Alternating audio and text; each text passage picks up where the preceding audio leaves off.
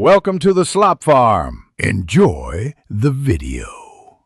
In this video, I will explain how to add Selenium dependency in Maven. First, you need to understand why Maven is so important for managing your project's libraries. It simplifies the process of including external tools like Selenium WebDriver, which is essential for automating web browser interactions. This integration is a fundamental step for anyone building robust test automation frameworks. We'll walk through the exact steps to get this set up correctly in your project. Next, you'll need to find the correct dependency information. The best place to do this is the Maven Central Repository website. Simply search for Selenium Java to locate the core WebDriver library. Once you find it, make sure to select the latest stable version. You'll then copy the entire dependency XML block, which includes the group ID, artifact ID, and version number. This ensures you have the most up-to-date and reliable code. Now it's time to update your project's configuration.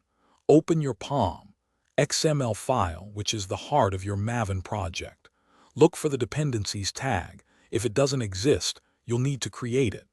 Then, simply paste the Selenium dependency XML block you copied directly inside this dependencies section. Save the POM XML file, and Maven will automatically download the necessary Selenium libraries for your project. After saving your POM XML file, Maven will automatically download all the required Selenium JARs and their transitive dependencies.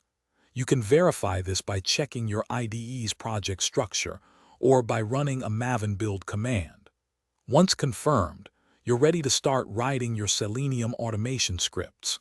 Remember to check the description for a link to the new Kindle Paperwhite and other great deals. This setup provides a solid foundation for your web automation efforts. Thanks for watching. Consider subscribing if we helped you today.